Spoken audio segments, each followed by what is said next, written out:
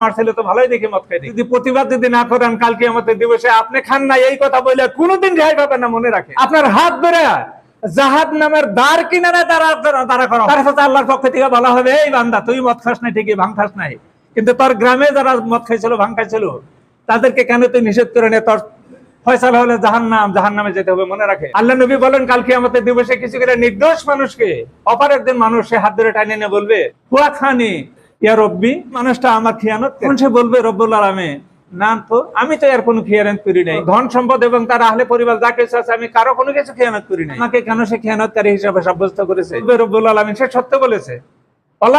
রানী film আসিয়াতে, রানী মানে আমাকে দেখছে ফিল্ম আসিয়াতে গুনাহ করার জন্য, ওয়ালা মিয়াম না নিয়ানহা, ওই বিষয় থেকে আমাকে সে নিষেধ করে নেয়, যার জন্য সে আমাকে খেয়ানত করে। এই জন্য আল্লাহ রাব্বুল আলামিন কালামে তাকে বলেছে, তোমরা প্রত্যেকজন ব্যক্তি ভালো থাকা লাগবে এবং অপরকে ভালো পথে রাখার জন্য চেষ্টা করা লাগবে। অথবা সওয়াবিল হক